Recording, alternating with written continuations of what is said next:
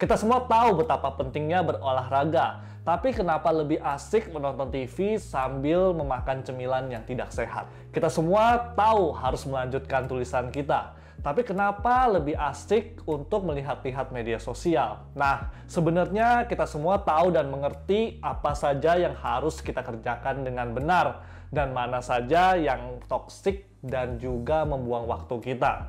Hal-hal yang toksik dan membuang waktu inilah yang dinamakan kebiasaan-kebiasaan buruk. Kenapa sih sulit untuk melepaskan diri dari kebiasaan-kebiasaan buruk ini? Stay tuned and welcome to Creators Mind.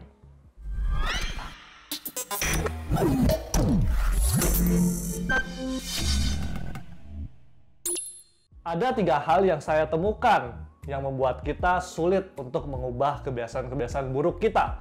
Yang pertama adalah karena sudah lama terbentuk. Yang namanya kebiasaan ya sudah pasti adalah sebuah pengulangan dari tindakan kita, di mana itu menjadi sebuah rutinitas dan juga sudah menjadi sebuah autopilot.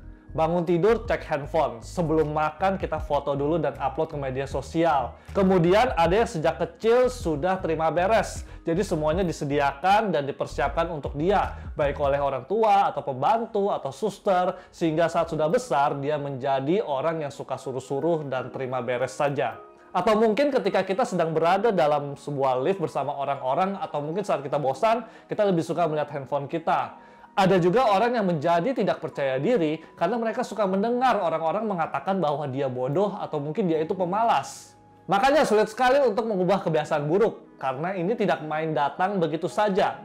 Ini bagaikan menarik keluar sesuatu yang sudah mengakar dalam diri kita selama berbulan-bulan atau mungkin bertahun-tahun. Semoga aja nggak dari lahir. Yang kedua adalah kita membiarkannya sehingga menjadi jati diri kita. Karena sudah terbentuk begitu lama, maka kita mulai mengidentifikasi diri kita dengan kebiasaan-kebiasaan tersebut. Saat kita tidak mendapatkan sesuatu, kita mulai marah. Saat bertemu orang baru, kita bisa jadi orang yang tidak percaya diri.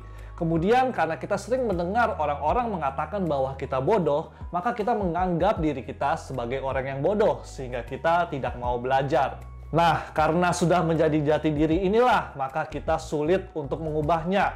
Atau mungkin lebih parahnya lagi, kita tidak mau berubah. Karena jika kita berubah, akan jadi siapakah kita? Identitas kita akan menjadi tidak jelas dan tidak tentu. Dan biasanya sesuatu yang tidak jelas dan tidak menentu bisa jadi sangat mengerikan.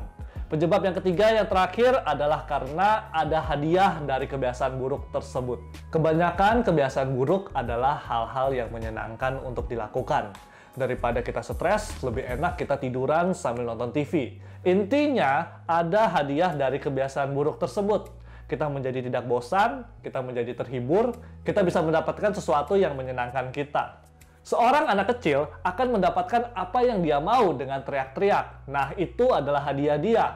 Setelah dia besar, dia juga akan melakukan hal yang serupa untuk mendapatkan hadiahnya. Dia akan marah-marah atau mungkin dia juga akan teriak-teriak untuk mendapatkan apa yang dia mau.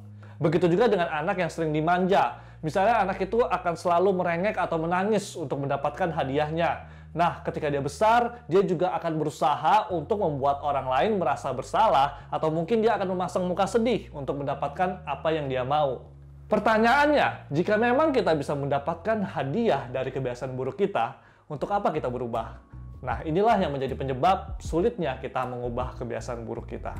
Itu dia 3 penyebab sulitnya untuk mengubah kebiasaan buruk kita. Kita harus ingat, walaupun kebiasaan itu sudah terbentuk secara lama, bukan berarti itu tidak bisa diubah. Identitas kita tidak pernah ditentukan oleh kebiasaan buruk tersebut. Kita harus mengubah mindset kita, mengubah cara berpikir kita. Kita buang, kita bersihkan sampah-sampah yang kotor dalam pikiran dan juga dalam hidup kita. Kita ganti hal-hal yang negatif menjadi sesuatu yang positif. Kalau perlu, kita minta bantuan teman dan juga kita harus tetap percaya diri. Kemudian kita harus ingat juga, hadiah yang diberikan oleh kebiasaan buruk tersebut memang pada awalnya terlihat menyenangkan, tapi pada akhirnya itu bukanlah sesuatu yang baik. Jangan tertipu dan jangan terjebak dengan hal itu. Mungkin saja kita mendapatkan apa yang kita inginkan, namun orang lain bisa jadi terluka dengan apa yang kita lakukan terhadap mereka. Pada akhirnya kita sendirilah yang akan menjadi terluka dan juga dirugikan. Jadi, berubahlah dari sekarang, karena perubahan itu harus kita lakukan sekarang, bukan nanti. So guys, walaupun sulit bukan berarti tidak bisa, bukan? Yuk kita sama-sama berubah. Selamat mencoba.